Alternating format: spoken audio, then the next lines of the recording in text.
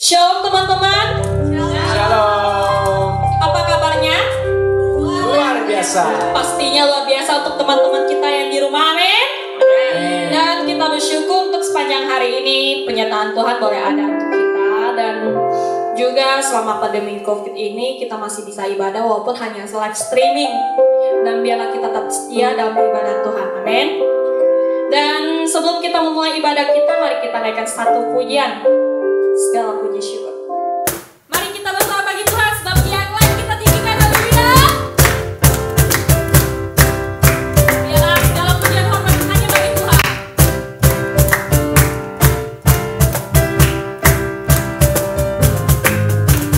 Segala puji syukur hanya bagimu Tuhan, sebab Kau yang layak dipuja.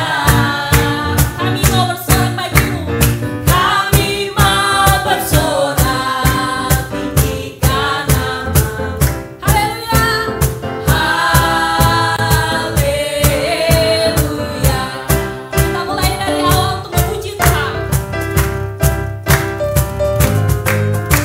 Segala puji syukur hanya bagimu Tuhan, sebab Kau yang layak dipuja. Kami mau bersorak bagimu, bersorak tinggikan nama-Mu. Mari kita angkat tangan kita, haleluya. Soraklah haleluya, soraklah haleluya, haleluya. Soraklah haleluya, soraklah haleluya, haleluya. Mari kita dari awal memuji Tuhan. Segala pujian hormat hanya bagimu ya Tuhan. Segala puji syukur hanya bagimu Tuhan, sebab Kau yang layak dipuja. Kami mau bersorak-sorai bagimu, kami mau bersorak tinggikan nama-Mu. Haleluya, haleluya. Angkat tangan kita tinggi-tinggi bersorak bagi Tuhan. Soraklah haleluya, soraklah haleluya, haleluya. Soraklah haleluya, soraklah haleluya, haleluya. Mari kita bersorak lagi. Soraklah haleluya, soraklah haleluya, haleluya. Bagimu ya Tuhan. Soraklah haleluya, soraklah haleluya,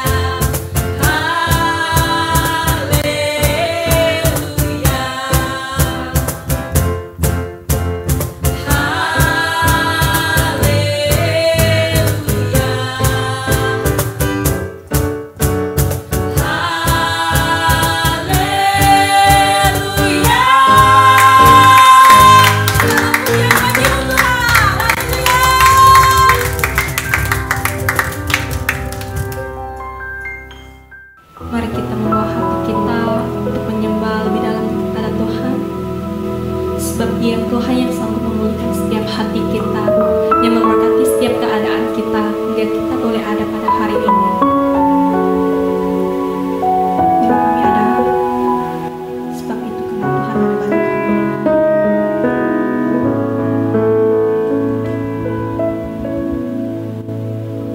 Engkau Tuhan selamatkanku, terima kasih Yesus.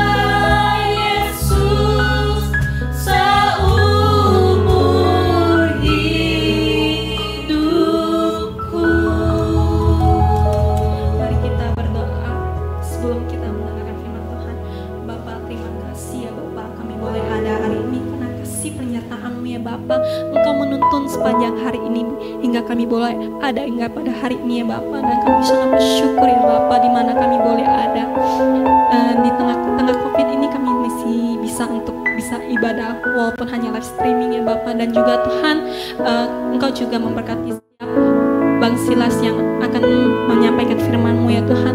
Tuhan berkati dia Tuhan, Engkau yang sanggup menumbuhkan setiap dia ya Bapa. Engkau juga yang memberkati setiap mulut bibirnya ya Bapa, biar apa yang dikatakannya itu ya Tuhan dapat meneguhkan setiap hati kami ya Bapa. Terima kasih ya Bapa, kami menyerahkan setiap ibadah kami dari awal hingga akhir ke dalam tangan-Mu. Hanya di dalam nama Yesus kami berdoa dan mengucap syukur. Haleluya. Amin.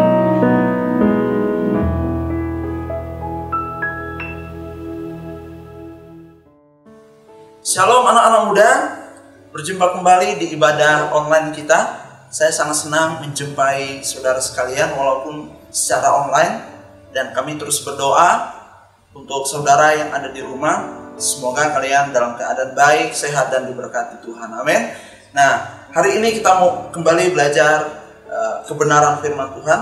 Ya, saya berharap supaya kita itu terus belajar kebenaran firman Tuhan, tidak bosan-bosannya. Karena kita tahu bahwa kebenaran firman Tuhan itu adalah sebuah dasar dari kehidupan kita orang percaya. Jadi jangan mengaku orang percaya kalau kita tidak belajar dan tidak hidup seturut dengan firman Tuhan. Mari kita terus-menerus belajar, tidak henti-hentinya untuk kita mengerti akan kehendak Tuhan dalam kehidupan kita. Kita buka Alkitab kita di dalam Lukas pasal yang ke-15 ayat yang ke-11 sampai ayat yang ke-32 ya. Saya akan bacakan, nanti saudara sekalian di rumah bisa mengikuti saya.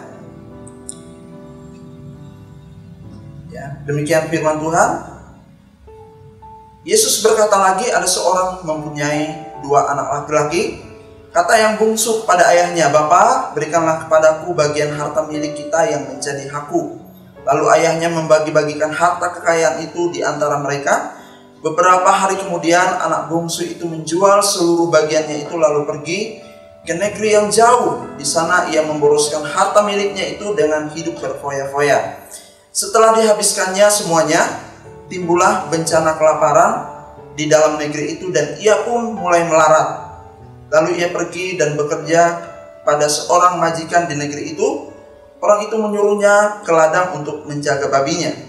Lalu ia ingin mengisi perutnya dengan ampas yang menjadi makanan babi itu, tetapi tidak seorang pun yang memberikannya padanya. Lalu ia menyadari keadaannya, katanya, betapa banyaknya orang upahan Bapakku yang berlimpah-limpah makanannya, tetapi aku di sini mati kelaparan. Aku akan bangkit dan pergi kepada Bapakku dan berkata kepadanya, Bapa, aku telah berdosa terhadap sorga dan terhadap Bapa. Aku tidak layak lagi disebut anak Bapa, jadikanlah aku sebagai salah seorang upahan Bapa. Maka bangkitlah ia dan pergi kepada bapaknya. Ketika ia masih jauh, ayahnya telah melihatnya, lalu tergeraklah hatinya oleh belas kasihan. Ayahnya itu berlari mendapatkan dia, lalu merangkul dan mencium dia. Kata anak itu kepadanya, Bapa, aku telah berdosa terhadap terhadap sorga dan terhadap Bapa. Aku tidak layak lagi disebut anak Bapa. Tetapi ayah itu berkata kepada hamba-hambanya, lekaslah, bawa kemari jubah yang terbaik, pakaikanlah itu kepadanya, dan kenakanlah cincin pada jarinya dan sepatu pada kakinya. Dan ambillah anak lembu tambun itu, sembelihlah dia, dan marilah kita makan dan bersukacita. Sebab anakku ini telah mati dan menjadi hidup kembali. Ia telah hilang dan didapat kembali. Maka mulailah mereka bersukaria. Tetapi anaknya yang sulung berada di ladang, dan ketika ia pulang dan dekat ke rumah, ia mendengar bunyi seruling dan nyanyian tari-tarian. Lalu ia memanggil salah seorang hamba dan bertanya kepadanya, apa artinya semuanya itu? Jawab hamba itu, adikmu telah kembali dan ayahmu telah menyembelih anak lembu tambun, karena ia mendapatnya kembali dengan sehat. Maka marahlah anak sulung itu dan ia tidak mau masuk. Lalu ayahnya keluar dan berbicara dengan dia. Tetapi ia menjawab, ayahnya, katanya, telah bertahun-tahun aku melayani Bapa dan belum pernah aku melanggar perintah Bapa. Tetapi kepadaku belum pernah Bapa memberikan seekor anak kambing untuk bersukacita dengan sahabat-sahabatku. Tetapi baru saja datang anak Bapa yang telah memboroskan harta kekayaan Bapa bersama-sama dengan pelacur-pelacur. Maka Bapa menyembelih anak lembu tambun itu untuk dia. Kata ayahnya kepadanya, anakku, engkau selalu bersama-sama dengan aku dan segala kepunyaanku adalah kepunyaanmu. Kita patut bersukacita dan bergembira karena adikmu telah mati dan menjadi hidup kembali. Ia telah hilang dan didapat kembali. Nah, saudaraku yang dikasih dalam Tuhan, ketika saya membaca dan merenungkan ayat firman Tuhan ini, ternyata kehidupan anak muda itu unik sekaligus menyebalkan. Ya, kenapa seperti itu? Ya, apa uniknya? Nah, uniknya biasanya kehidupan anak muda itu, orang tua kalau tahu sesuatu yang salah untuk anaknya lakukan, dia pastilah akan larang. Sebagai satu contoh, nah, kamu masih sekolah, kamu masih kuliah, karena ada beberapa orang tua yang memang belum mengizinkan anaknya untuk pacaran, walaupun dia udah kuliah. Jangan pacaran dulu. Tetapi apa yang dilakukan? Pacaran, ya kan, diam-diam tanpa diketahui oleh orang tuanya. Sehingga mengganggu konsentrasi belajarnya. Tetapi nanti waktu pas diperbolehkan untuk pacaran, udah umurnya, diperbolehkan oleh orang tuanya, nggak pacaran pula, ya kan, nggak ketemu pula pacarnya. Nah, tetapi itulah kehidupan anak-anak muda, unik sekaligus menyebalkan. Kita tidak bisa membayangkan orang tua, ya, ketika dia tahu sesuatu yang tidak baik buat anaknya, kemudian anaknya tetap aja lakukan. Ya, betapa menyebalkan hati orang tua seperti itu. Kemudian kehidupan anak muda itu juga menarik, ya kan? Nah, menariknya di mana? Menariknya kalau udah pacaran, anak-anak muda itu kadang-kadang ya dunia itu serasa milik berdua, ya kan? Kadang-kadang walaupun ada kakek-kakek ataupun nenek-nenek yang terjatuh di sampingnya pun dia nggak peduli itu, ya kan? Nah, itu menariknya, betapa romantisnya. Kalau jalan harus pegangan tangan, betapa romantis, ya kan? Nempel kayak perangko, ya kan? Nah, siapa yang seperti itu? Nah makanya tidak sedikit para hamba-hamba Tuhan selalu mengingatkan kepada keluarga yang bermasalah dalam konseling itu untuk mengingatkan kehidupan mereka di masa pacaran, betapa romantisnya, ya kan? Nah, seperti itu, ya. Nah, hari ini saya akan mengajak teman-teman saudara sekalian untuk belajar satu bagian firman Tuhan berkaitan dengan kehidupan anak-anak muda tentunya, ya. Nah, kalau kita melihat dalam lingkup yang sudah kita baca tadi, kita akan belajar dari kehidupan anak bungsu. Nah, apa yang dapat kita pelajari di sana? Yang pertama, ini adalah kehidupan yang salah dari kehidupan anak bungsu. Yang pertama adalah hidup anak bungsu ini ingin bebas. Dari mana kita tahu? Anak bungsu ini meminta apa yang menjadi bagiannya, hak warisnya dari orang tuanya. Pak, mana yang menjadi hak warisku? Mana yang menjadi bagianku? Aku minta apa yang menjadi bagianku. Dan akhirnya kalau kita membaca dalam perikop ini, orang tuanya pun memberikan. Kemudian dia tidak berhenti di situ. Anak bungsu ini kemudian menjual apa yang menjadi miliknya, kemudian dia pergi ke negeri yang jauh dikatakan. Ya. Oleh karena itu saya merenungkan kehidupan dari anak bungsu ini, dia ingin bebas. Bukankah kalau dia bersama-sama dengan bapaknya, apa yang dinikmati oleh bapaknya, apa yang dimakan oleh bapaknya, bukankah ketika dia berada di rumah, dia juga menikmati. Tapi kenapa dia minta kepada bapaknya supaya membagikan harta kekayaan bapaknya, dan dia meminta apa yang menjadi bagiannya? Jawabannya cuma satu, karena dia ingin hidup bebas, tidak mau terikat oleh aturan orang tua. Seberapa banyak di antara kalian yang juga ingin hidup bebas, tidak mau terikat oleh berbagai peraturan rumah yang ada. Padahal orang tua membuat sebuah peraturan itu demi kebaikan kita. Ya, saya tidak bisa membayangkan ketika kehidupan kita ini begitu bebas, ya kan? Pokoknya mau melakukan apa aja terserah gitu. Pokoknya semua hawa nafsu kita turuti. Betapa kacaunya seperti itu, tanpa ada aturan. Nah, oleh karena itu, maka dalam kehidupan rumah juga dibuat sebuah peraturan itu untuk menjaga kita.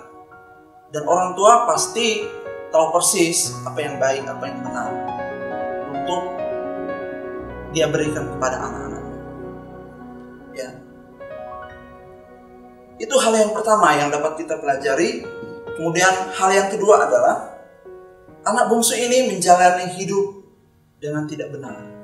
Ayat yang ke-13, beberapa hari kemudian anak bungsu itu menjual seluruh bagiannya itu lalu pergi ke negeri yang jauh. Di sana ia memboroskan harta miliknya itu dengan hidup berfoya-foya. Nah, memang dunia ini selalu ingin menyeret kehidupan kita yang selalu bertentangan dengan firman Tuhan. Pergaulan bebas, narkoba, ya, kehidupan anak-anak muda, dugem, ya kan. Pada akhirnya, ya, melakukan sesuatu yang tidak benar, yang tidak berkenan di hadapan Tuhan, yang tidak sesuai dengan pengajaran firman Tuhan. Ya.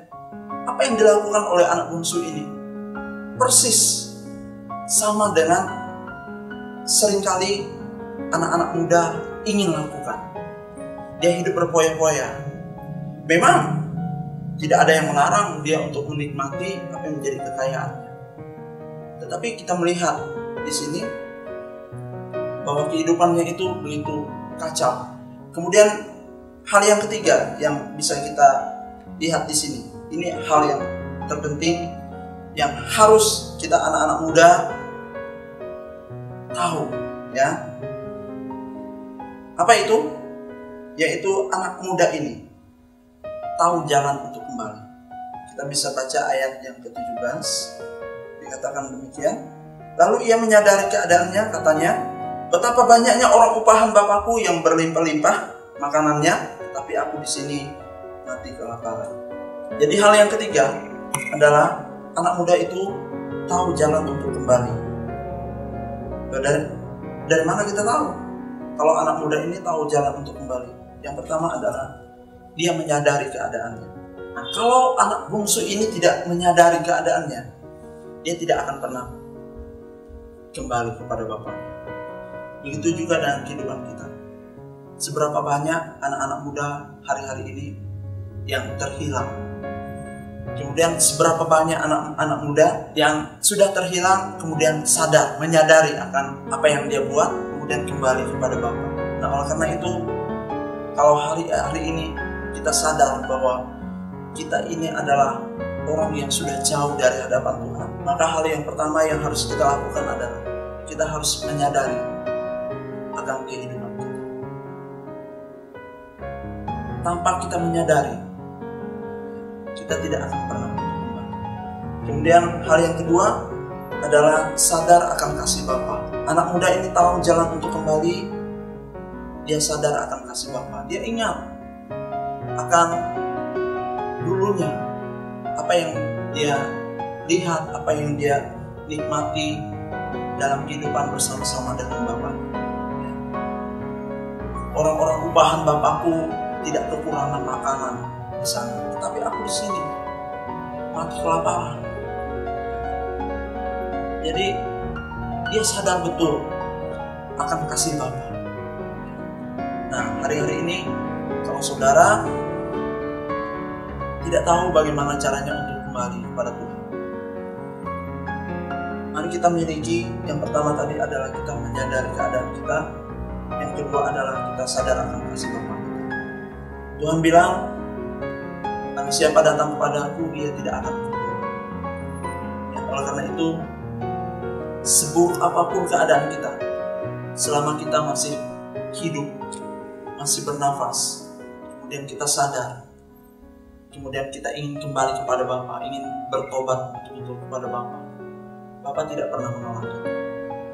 Di situ masih ada kesempatan buat kita. Amin. Apakah kita adalah seperti anak bungsu ini, menjadi anak yang sudah terhilang dari kehidupan Bapa kita, pergi jauh karena kita ingin ingin hidup bebas tadi,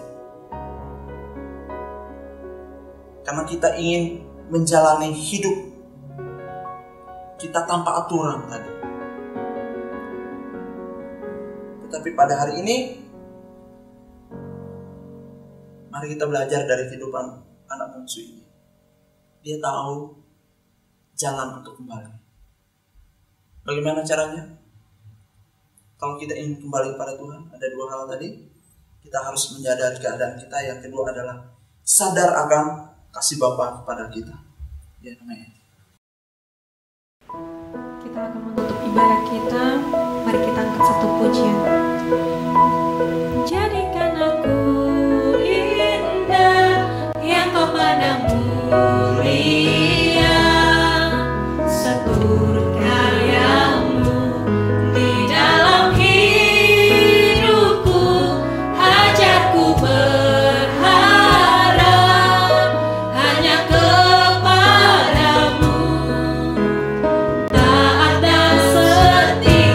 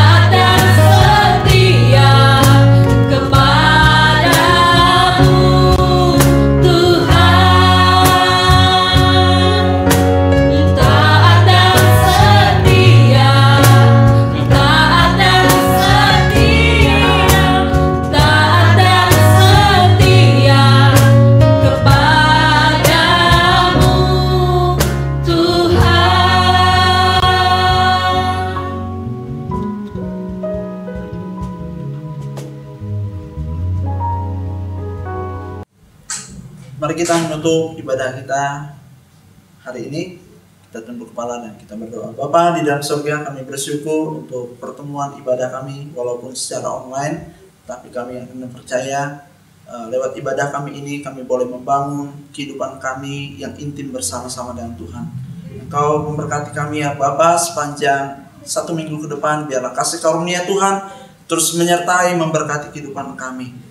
Jagai kami ya Tuhan, jauhi kami dari celaka mara bahaya, jauhi kami dari segala apapun yang membahayakan kehidupan kami ya Tuhan. Dan Engkau tahu, mengerti akan segala apapun keadaan kami ya Tuhan. Dan kami yang percaya Engkau senantiasa menolong, menyertai kami. Terima kasih ya Bapa yang baik.